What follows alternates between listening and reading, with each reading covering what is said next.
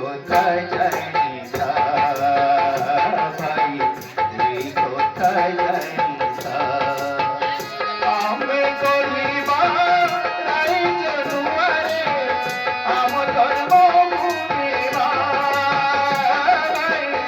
আম জন্মভূমি ভাই এ আম ওড়িশা নবীন ওড়িশা এ আম ওড়িশা নবীন ওড়িশা মন দেই সুধারে মন দেই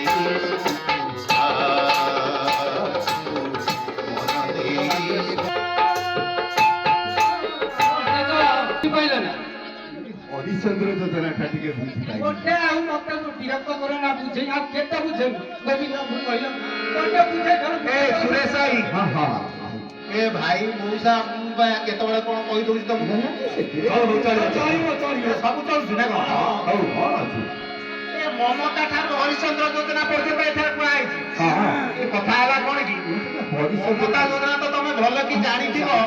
ଗୋଟେ ଗର୍ଭସ୍ଥ ଶିଶୁ ହଁ ହଁ ଯେତେବେଳେ ମା ପେଟରେ ସଞ୍ଚାର ହୁଏ ସେବେଠାରୁ ମମତା ଯୋଜନା ଲାଗୁ ହେଇଯାଏ ଆଜ୍ଞା ଆଜ୍ଞା ମମତା ଯୋଜନାଟା ଖାଲି ସରକାର କରିନାହାନ୍ତି ଆଜ୍ଞା 5,000 ଟଙ୍କା ତା ଦେହରେ ଦଉଛନ୍ତି ସରକାର ସାହାଯ୍ୟ ମୋର ତ ନାତି ହେଲା ସେୟା ମିଳିଥିଲା ମିଳିଥିଲା ନା ଜାଣିଛ କିଛି କିଛି ଆଉ ଜନ୍ମ ସରିଲା ପରେ 2,000 ଟଙ୍କା ମିଳିଥିଲା ଆଉ ତେବେ ଦିଟା କିସ୍ତିରେ ଥରେ 3,000 ଥରେ 2,000 ମିଳୁଛି ମୁଁ ସେଇଟା ଜାଣିଛି ଯେ ମମତା ଯୋଜନା ହରିଶ୍ଚନ୍ଦ୍ର ଯୋଜନା କଥା ଓହୋ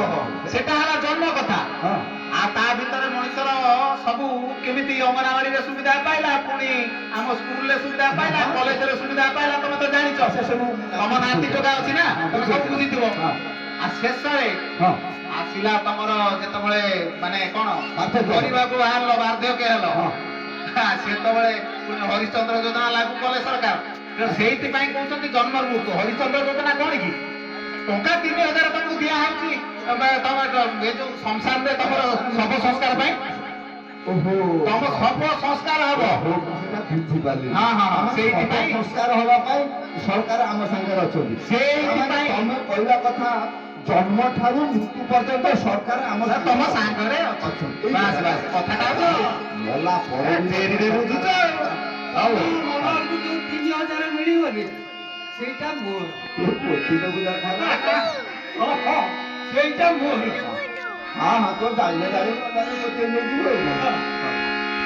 ହଉ ଭାଇ ଆଉ କିଛି ଅଛି କି